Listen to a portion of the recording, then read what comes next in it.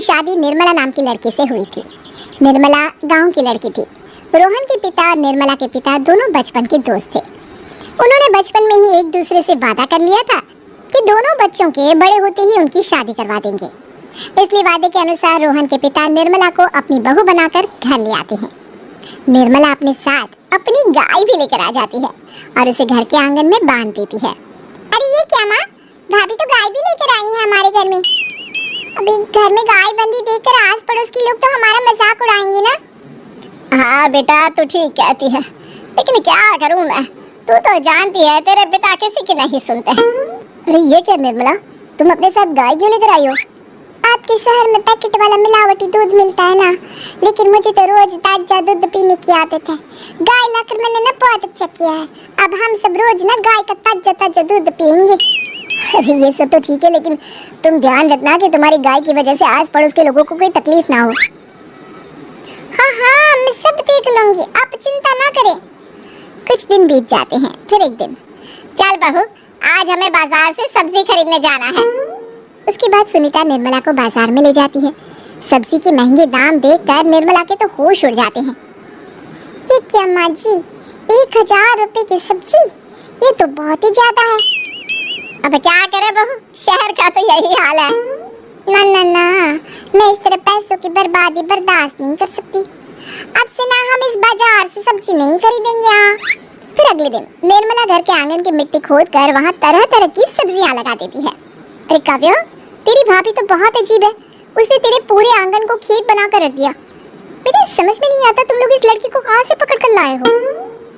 अरे सब मेरे पिताजी का किया धरा है। सालों पहले अपने दोस्त से किए वादे के चलते उन्होंने उस गवार को हमारे गले बांध दिया। अरे तेरी भाभी सच में एक नंबर की गवार है, उसे तो ढंग के कपड़े पहनने तक नहीं आते, ऊपर से उसने तेरे घर को गांव का तबेला बना कर रख दिया है। उन औरतों की बातें सुनकर काव्या को बहुत बुरा लगता है। फिर वो अपने भाई रोहन से इस बात की शिकायत करने लगती है। रोहन निर्मला को समझाने की बहुत कोशिश करता है, लेकिन निर्मला के आगे उसकी एक नहीं चलती। फिर एक दिन रोहन निर्मला को एक शादी में ले जाता है। सभी मेहमान खाना खाने में व्यस्त थे। उधर रोहन भी अपने दोस्तों से गप्पे लड़ाने लगता है। तभी निर्मला तंदूरी चिकन के स्टॉल से ढेर सारे लेग पीस उठाकर अपने पर्स में डालना शुरू कर देती है। घर जाने के बाद इसे फ्रिज में रख दूंगी और कल सुबह मैं चीज सिखाऊंगी। फिर खाना खाने के बाद दोनों पति पत्नी वहाँ से जाने लगते हैं, लेकिन तभी दुल्हन का भाई उन्हें रोक लेता है। अरे ये सब क्या है? मैंने यहाँ खाना खाने के लिए सबको बुलाया था, खाना चोरी करने के लिए नहीं। तुमने पर्स में जो चिकन के लेग पीस छुपा रखे ना, चलो बाहर निकालो उन्हें। दुल्हन का भाई फौरन निर्मला से पर्स छीनकर सारे लेग पीस बाहर निकाल देता है। मैंने इतना खर्चा करके खाने पीने का इंतजाम किया है और तुम लोग यहाँ से खाना चोरी करके ले जा रही हो, शर्म आनी चाहिए तुम्हें। वहाँ मौजूद सभी लोग निर्मला को भला बुरा कहने लगते हैं। अपनी बेइज्जती होते देख रोहन दुल्हन के भाई से माफी मांगकर निर्मला को घर ले आता है। निर्मला, आज तुमने सबके सामने मेरी नाक कटवा दी। आखिर तुम्हें चिकन के पीस चुराने की जरूरत क्या थी? मुझे माफ कर दीजिए रोहन जी। दरअसल ना, हमारे गांव में जब भी शादी होती थी तब मैं और मेरी सहेलियां इसी तरह शादी से ढेर सारा खाना लेकर आते थे। मुझे नहीं पता था कि मेरी इस गलती से आपकी इतनी बेइज्जती हो जाएगी। मुझे माफ कर दीजिए, आज के बाद ऐसी गलती कभी ना करेंगे। इतना कहकर निर्मला रोने लगती है। निर्मला को रोते देख रोहन का दिल पिघल जाता है और उसे माफ करके गले लगा लेता है। इस तरह कुछ दिन बीत जाते हैं। फिर एक दिन रोहन उदास होकर घर लौटता है। रोहन के कपड़े बुरी तरह फटे हुए थे। अरे बेटा, ये सब क्या है? किसी के साथ मारा पीटी हो गई है क्या? नहीं माँ, आज हमारी जिंदगी का सबसे बुरा दिन है। म्युनिसिपैलिटी वालों ने हमारी दुकान तोड़ दी। आज से हमारी आमदनी पूरी तरह बंद हो गई। हे भगवान, हमने तो किस्त पर ढेर सारा सामान ले रखा है। अब हम सारे सामान की किस्त कैसे चुकाएंगे? मेरी तो सोचने समझने की शक्ति ही खत्म हो गई। पता नहीं आगे हमें और कितनी मुसीबत झेलनी पड़ेगी। आप सबको ना चिंता करने की जरूरत ना है, मैं सब ठीक कर दूंगी। तो कहना क्या चाहती है बहू? हम ना बोल कर नहीं, बल्कि करके दिखाएंगे। हाँ। उसके बाद निर्मला अपने पिता को फोन करके गांव से 5 गाय मंगवा लेती है और फिर अगले दिन निर्मला सभी गायों का दूध निकालकर बड़े बर्तन में भर लेती है।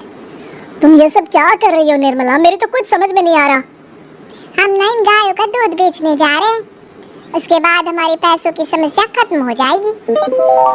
हे भगवान, बस यही दिन देखना बाकी रह गया था। भाभी दूध वाली बनकर दूध बेचेंगी तो मोहल्ले में इज्जत क्या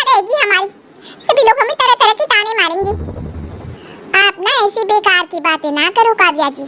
जब जेब का पैसा और पेट की रोटी छिन जाती है तो इंसान पहले अपने और अपने परिवार के बारे में सोचता है। और वैसे भी जिस काम से हमारा घर चले उसकी कभी ना बुराई नहीं करनी चाहिए। फिर निर्मला दूध के 2 बड़े बर्तन साइकिल के दोनों तरफ लटकाकर मोहल्ले में घूमने लगती है। दूध ले लो, दूध, गाय का ताजा ताजा दूध ले लो, बिना मिलावट का शुद्ध दूध ले लो, चलो चलो आओ भाई जल्दी ले लो। तभी निर्मला के पास कुछ औरतें आती हैं। अरे तुम तो सुनीता की बहू हो ना, तुम इस तरह सड़क पर दूध क्यों बेच रही हो? निर्मला उन दोनों औरतों को अपने घर के हालातों के बारे में सब बता देती है। देखिए, मैंने ना अभी अभी गाय का ताजा दूध निकाला है। आप सब तो रोज पैकेट का दूध पीती हो, आज गाय का ताजा दूध पी कर देखिए, इसकी ना बात ही कुछ और है। हाँ बहू, मुझे तुम्हारी बात समझ में आ गई। ला, मुझे 2 लीटर दूध दे दो। उस औरत की देखा देखी बाकी औरतें भी निर्मला से दूध खरीदना शुरू कर देती है। थोड़ी ही देर में निर्मला सारा दूध बेचकर ढेर सारे पैसे इकट्ठे कर लेती है। उसके बाद निर्मला घर जाकर सारे पैसे अपनी सास को पकड़ा देती है। अरे बहू, इतने सारे पैसे, सच में तेरा आइडिया तो काम कर गया। अरे माँ जी, आप तो बस देखती जाइए, कुछ ही दिनों में मैं अपने घर की सारी समस्या खत्म कर दूंगी। हाँ। फिर अगले दिन से निर्मला गायों के गोबर से ढेर सारे उपले तैयार करके बेचना शुरू कर देती है। निर्मला को पैसे कमाते देख रोहन के अंदर भी हिम्मत आ जाती है और वो भी दूध बेचने का फैसला करता है। निर्मला के कहने पर उसके पिताजी कुछ और गायों का बंदोबस्त कर देते हैं। इस तरह दोनों पति पत्नी मिलकर दूध बेचना शुरू कर देते हैं। कुछ ही महीनों में उनका दूध का व्यापार खूब फल फूल जाता है। इसके चलते रोहन एक बड़ी दूध की डेयरी भी खोल लेता है। पिताजी, जब आपने निर्मला से मेरी शादी करवाई थी तब मैं मन ही मन आपको कोसा करता था, लेकिन आज मेरी समझ में आया कि आपका फैसला बिल्कुल सही था। आज अगर निर्मला ना होती तो पता नहीं हमारा क्या हाल होता। हाँ बेटा, तू ठीक कहता है, हमारी बहू ने तो हमें उजड़ने से बचा लिया। भगवान ऐसी बहू सबको दे। इस तरह निर्मला की समझदारी के चलते सब कुछ ठीक हो जाता है और वो सभी हंसी खुशी अपना जीवन जीने लगते हैं।